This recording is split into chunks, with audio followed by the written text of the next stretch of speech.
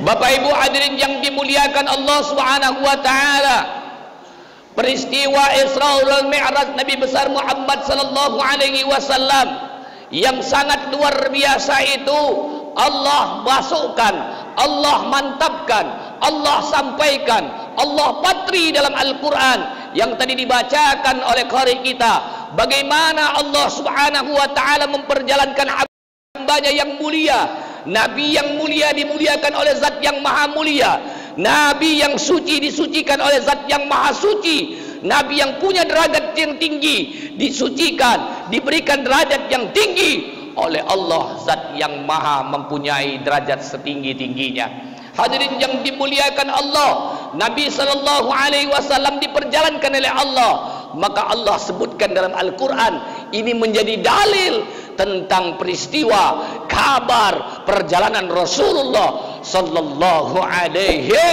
wasallam. Tadi dibacakan A'udzu billahi minasy syaithanir rajim. Bismillahirrahmanirrahim. Allah, diem baik. Ulangi.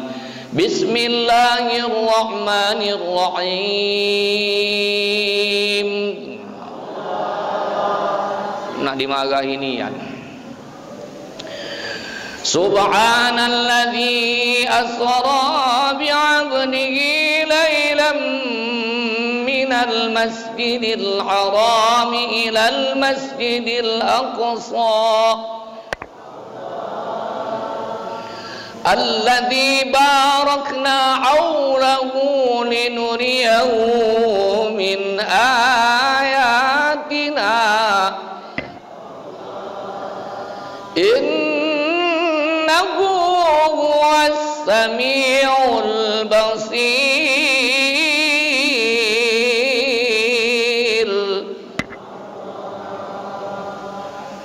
Subhana, maha suci Allah. Kata ulama tafsir Bapak Ibu, ketika Allah Subhanahu wa taala menyebutkan dalam Al-Qur'an kalimat tasbih diawali dengan kalimat subhana, maka ini bermakna Allah Subhanahu wa taala akan menafikan, Allah Subhanahu wa taala akan menghapuskan segala sesuatu anggapan makhluk terhadap sesuatu yang tidak musti bagi Allah.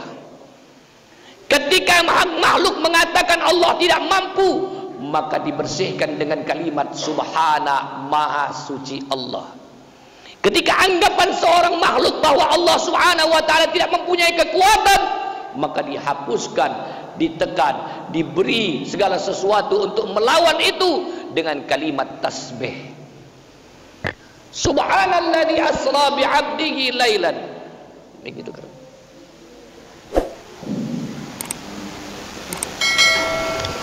Maha suci Allah yang telah memperjalankan hambanya di malam hari. Kalimatnya ini Bapak Ibu, Nabi itu diperjalankan bukan jalan dewek, perjalanan yang luar biasa yang saat itu menurut akal manusia tidak mungkin. Maka ketika Rasulullah sallallahu alaihi wasallam balik dari Isra wal Mi'raj, subuh dia balik, paginya dia temui orang-orang Quraisy, dia bercerita tentang perjalanan Nabi dari Masjidil Haram ke Masjidil Aqsa sampai ke lapis langit yang teratas yang paling tinggi menuju Sidratil Muntaha. Maka orang-orang kafir Quraisy mengatakan, engkau adalah pembohong. Tak percaya bu, tidak percaya. Kalau menurut akal kita yang kecil ini, memang perjalanan itu tidak mungkin. Nabi berjalan dari Mekah ke Palestina, yang perjalanan paling canggih saat itu berbulan-bulan bisa ditempuh, dan Nabi naik lapis langit menuju Sidratil Muntaha. Subuhnya beliau balik, maka orang mengatakan ketika mereka mengukur dengan otak mereka, itu tidak akan terjadi. Apa pelajarannya Bapak Ibu? Kita ni memang manusia ini ngukur segala sesuatu dengan otak, dengan akal. Kalau tak masuk akal, tidak mungkin terjadi. Betul? Padahal Bapak Ibu, akal manusia ini ukurannya kecil. Otak manusia ini terbatas kemampuan untuk memahami sesuatu. Maka ketika orang-orang kafir Quraisy menghitung, melihat perjalanan Nabi itu hanya berdasarkan otak mereka saja, hanya berdasarkan akal mereka saja, mereka tidak tahu bahwa meyakini peristiwa yang sangat luar biasa ini bukan dengan akal, karena akal manusia tidak akan sampai menuju pemahaman tentang kekuasaan Allah yang sangat luas itu sampai mereka tidak percaya. Tapi yang menjadi keyakinan itu bukan berdasarkan akal, tapi berdasarkan iman di dalam hati kita. Pelajarannya pertama apa, Bu? Kalau Allah menghendaki sesuatu, kalau Allah menetapkan sesuatu, yang terjadi pasti terjadi.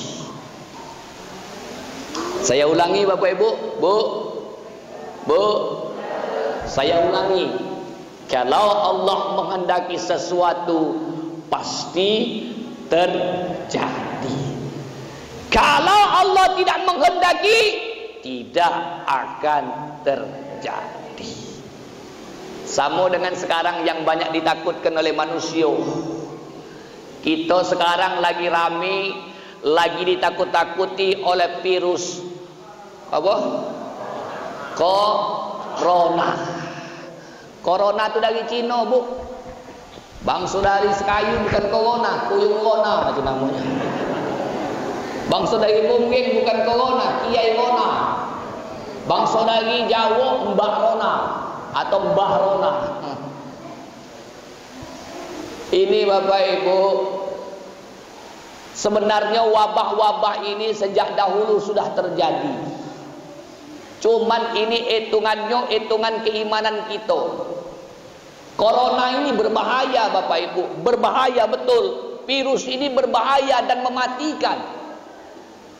Tapi sebagai orang yang beriman, kita ada ikhtiarnya, Bu, Pak. Ada ikhtiar, ada usaha menghindarinya.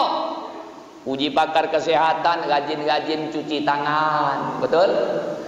Hidup bersih, jaga jarak, jangan mudah-mudah salaman. Kita nih salaman, Pak. Lanang betino menurut syariat tidak boleh, Bu. Lanang betino yang bukan mahram dalam syariat tidak boleh sentuhan salaman. Syariat menentukan banyak wong tak galak menerima syariat ini, ujungnya masih salaman, lemak mensalaman. Tengok artis-artis pejabat tu bukan salaman baik, cipikan-cipiki. Set ya. Mana bini wong, mana laki wong, menaku kutrajang ke wong itu nyium bini laku. Bener, Bu. Wong ajar ya dah. Biasa saja, itu kan pergaulan. Yai kau pergaulan.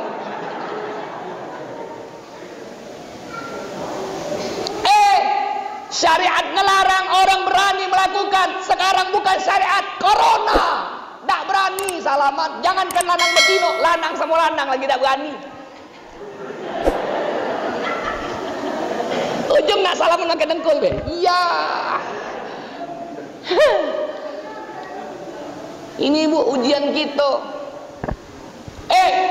Orang-orang dulu sebelum datang corona, tidak kata yang berani wuduk, malas wuduk. Sekarang rajin wuduk. Benar? Karena ternyata wuduk itu Bapak Ibu salah satu cara kita menghindari kena penyakit. Termasuk yang corona tadi lah. Iya. Jangan khawatir Bapak Ibu. Ketika Allah menghendaki sesuatu, ya serahkan dengan Allah. Kita ni menurut akal, ujung-ujungnya apa? Banyak wong takut mati zaman ini. Bu, takut tak mati.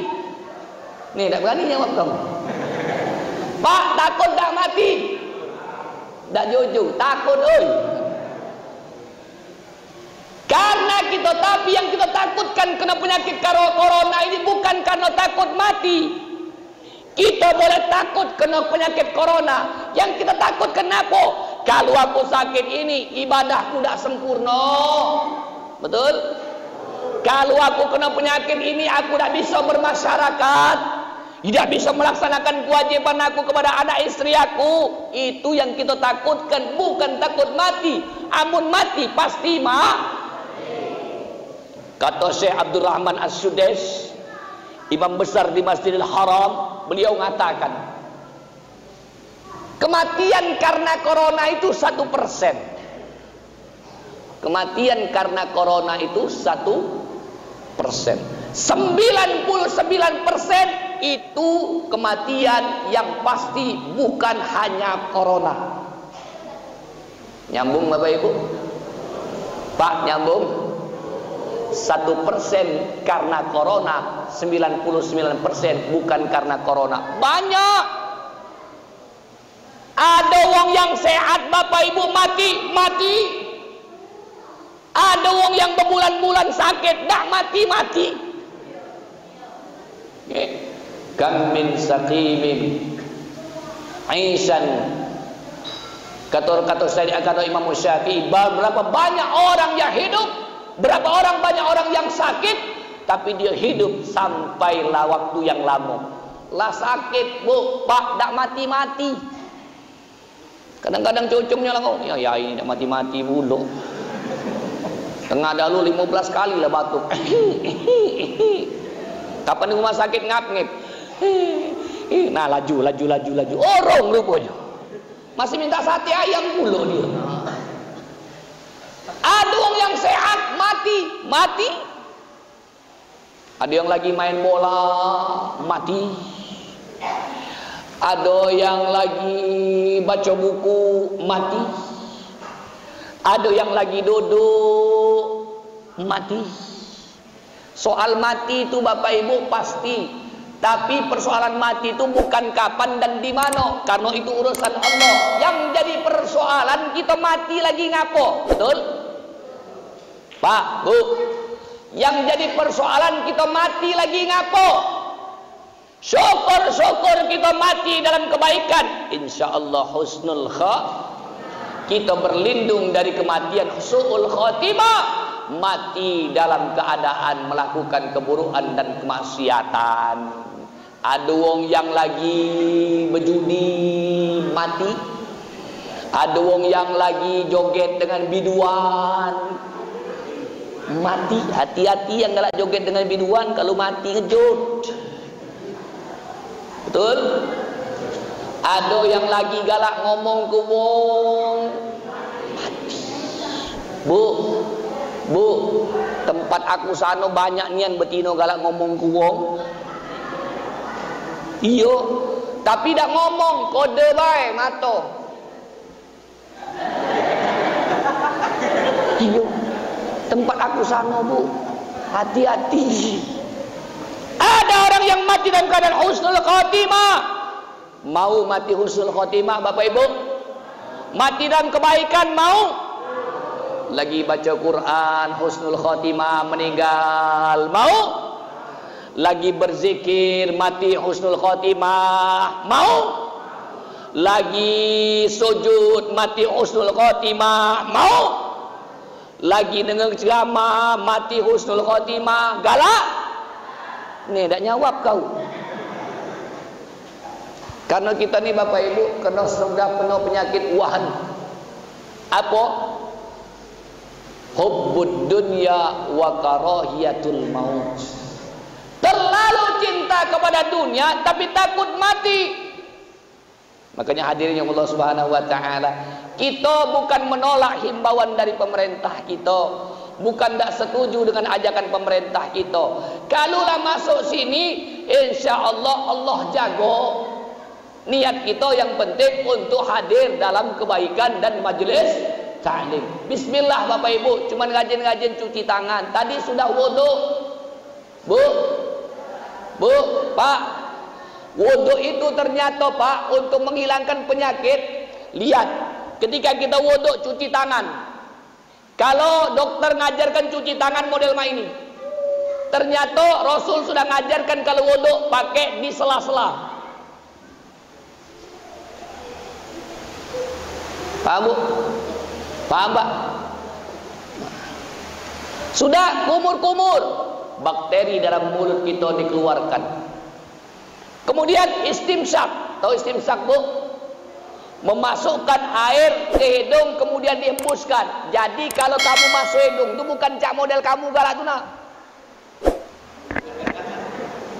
Salah. Isep. Sampai ke ujung ini hembuskan. Dihembuskan. Isep hembuskan. Ini membuang ribuan bakteri. Membasuh muka. Ketika bakteri itu terkena air yang mengalir, bersihlah muka kita dari bakteri.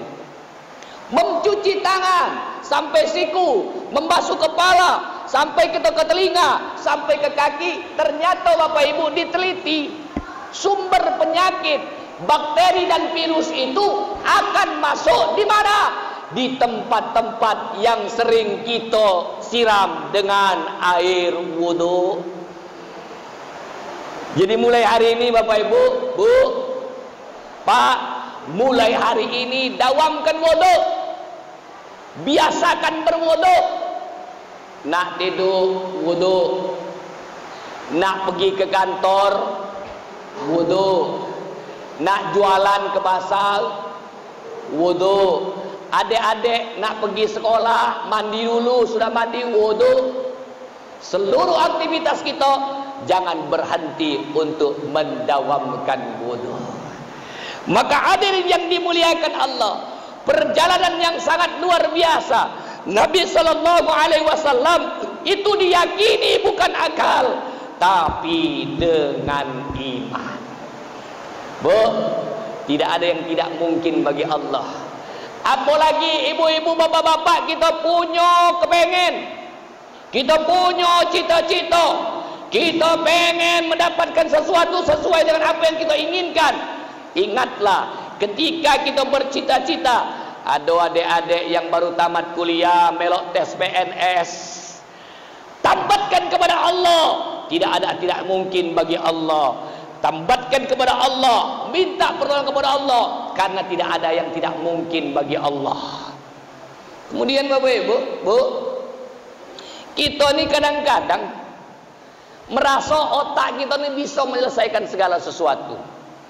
Kalau bahasa orang sekarang apa Bu? Pak, aku bahasa orang sekarang, pacak laku, mudalah itu, kecil bacuannya, bisa kupikirkan.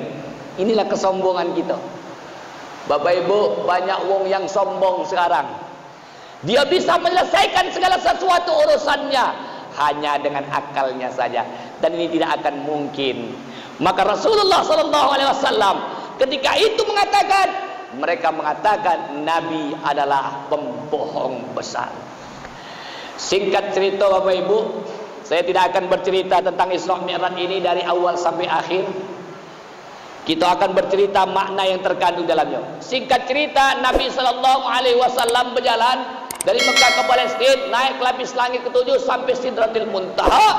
Akhir perjalanan Nabi mendapatkan perintah sholat 5 waktu. Nah, ini intinya Bapak Ibu. Artinya, kalau kita peringatan Mi'raj seperti ini, Isra wal Mi'raj ini sama dengan memperingati peringatan tentang peristiwa turunnya perintah sholat 5 waktu. Jadi efeknya apa Bapak Ibu? Siapa yang peringati ini kaget besok yang belum sholat jadi rajin sholat. Yang kemarin masih sering melambat-lambatkan sholat, bisa dia menganggap ini penting dalam kehidupan dia, dia tidak lagi bisa melambat-lambat sholat. Besok lusa, siapa yang biasa sholatnya sering ketinggalan, besok lusa dia tidak pernah tinggalkan sholat lagi. Kenapa Bapak Ibu? Kita lihat, ketika Rasulullah SAW menerima perintah sholat ini, Nabi perintah sholat ini terima langsung bertemu dengan Allah. Bapak Ibu, Nabi langsung bertemu dengan Allah. Tidak lewat wahyu. Kalau perintah-perintah yang lain, Nabi lewat wahyu nerimo. Perintah puasa dalam surah Al-Baqarah, ya ayyuhalladzina amanu kutiba alaikumus siyamu kama kutiba alal ladzina min qablikum la'allakum tattaqun. Perintah salat lewat wahyu. Tentang haji, al-hajju ashhurum ma'lumat, perintah haji. Zakat, muamalah, seluruh perintah itu diterima Rasul lewat wahyu yang disampaikan malaikat Jibril. Tapi Nabi sallallahu alaihi wasallam ketika menerima perintah salat 5 waktu ini, beliau tidak menerima lewat wahyu saja, tapi Nabi sallallahu alaihi wasallam langsung bertemu dengan Allah. Kata ulama hadirin, kata ulama kita, inilah sangat pentingnya solat itu Bapak Ibu. Sangat penting sampai Nabi sallallahu alaihi wasallam harus langsung bertemu dengan Allah untuk menerima perintah solat. Saya teringat ada seorang ulama di daerah Jawa Timur, pimpinan pondok pesantren Al-Fattah, almarhum Kiai Huzairan. Dalam sebuah tulisan dia pernah ngomong Bapak Ibu, kata beliau, kalau kamu ingin melihat seberapa penting kamu di sisi Allah, kalau kalian ingin melihat berapa pentingnya kamu dalam pandangan Allah, lihatlah engkau melihat solatmu seberapa penting solat bagimu. Saya ulangi Bapak Ibu, kata beliau, kalau kamu ingin melihat seberapa penting kamu dalam pandangan Allah, lihatlah seberapa penting kamu menganggap solat itu dalam kehidupanmu. Artinya Bapak Ibu, kalau kita pengen dianggap Allah penting, jingok kita penting tak nganggap solat itu. Coba Bapak Ibu, kalau wong penting, kira-kira wong penting, ada Pak Bupati datang, apa yang kita lakukan dengan Pak Bupati tadi kalau datang ke tempat kita? Dijamu, disiapkan tempat, diarak. Karena siapa? Yang datang ini wong penting, dijamin keamanannya. Betul? Betul? Tidak usahlah itu Pak Lurah, Pak RT baik. Pak RT datang ke rumah lagi kita hormati, ngapok Pak RT ini wong penting. Betul? Nah, ketika Allah menganggap penting hambanya, Bu, kalau kita dianggap penting oleh Allah, hidup kita dijamin oleh Allah. Jangan khawatir Bapak Ibu. Kenapa? Kita ini penting sholat nih Pak. Kita ini penting dengan Allah. Kita ini penting dengan Allah karena kita minta pertolongan hanya pada Allah.